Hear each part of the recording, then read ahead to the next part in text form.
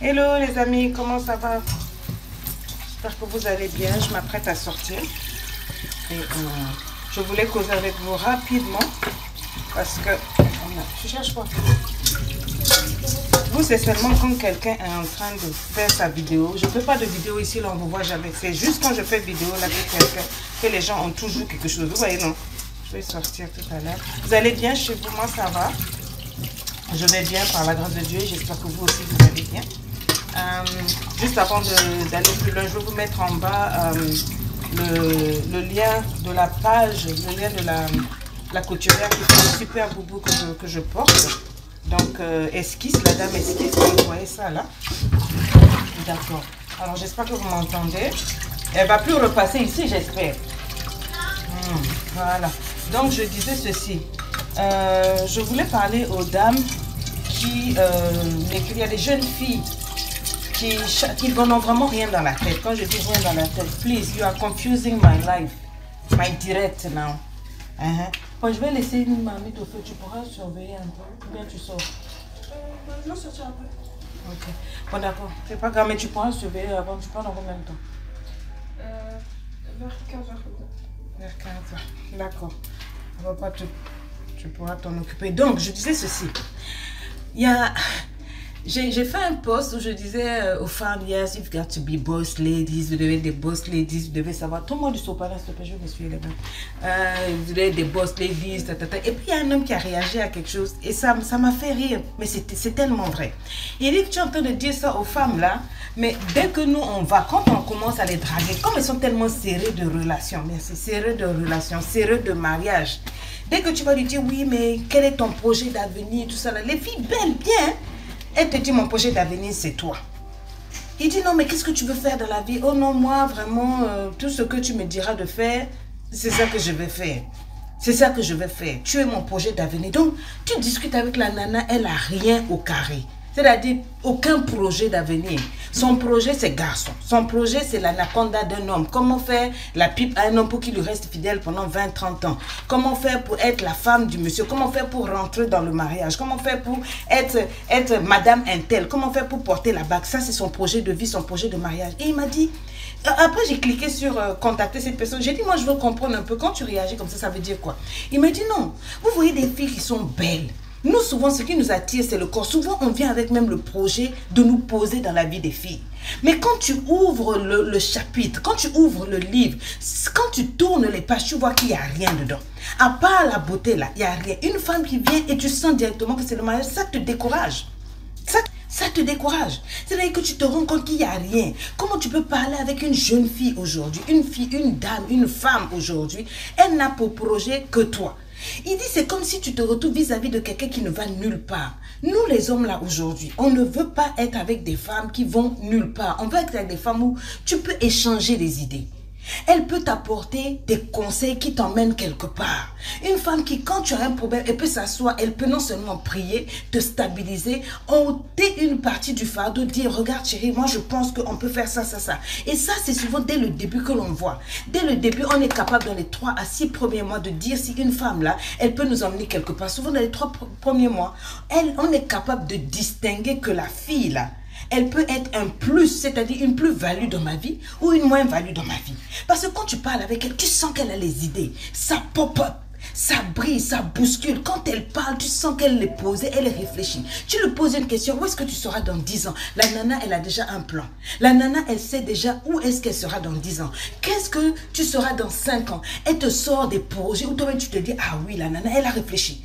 Mais tu rencontres la girl. Tu sais simplement en quelques minutes, elle commence à te dire que non, tu sais, nous, dans notre foyer là, dans notre famille là, les gens meurent vite, ils meurent beaucoup. Non, moi, si je peux trouver un endroit pour aller me caser là, je vais aller me caser. Oh, elle commence à te raconter que non, tu sais, moi, mon oncle, c'était un déterreur. Mes grands-parents, ma famille là, ce sont des sorciers, des aborigènes. Si chez nous là, ils tuent les gens. C'est en quelques secondes.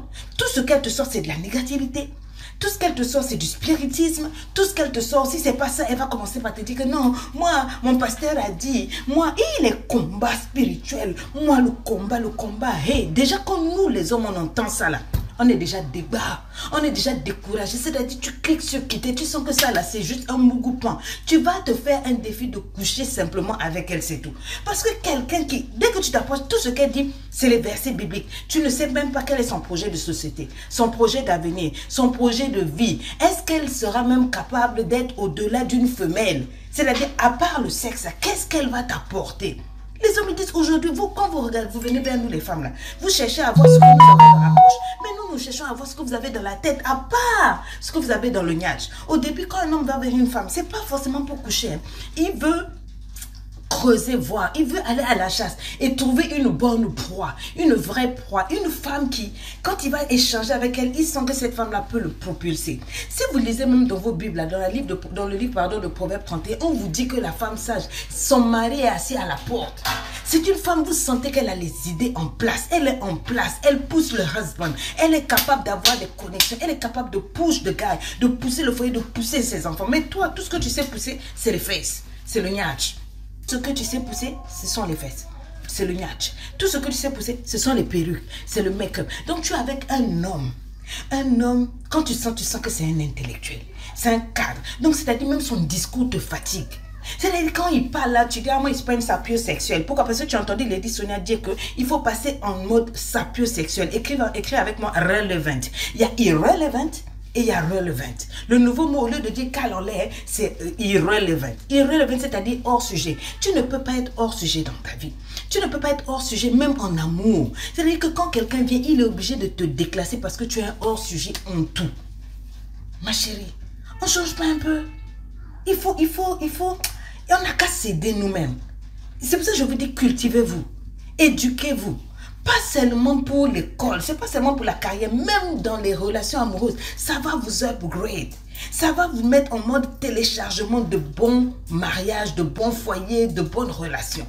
C'est ça qui fait que tu galères, tu tournes, cri caca, cri caca, cri caca. Tous les hommes viennent, ils montent, ils descendent. Mougou Pandos, comme si tu as un arrêt de bus. Ils montent dans Baka, ils descendent à son arrêt. Ils montent, ils descendent, ils goûtent, ils laissent.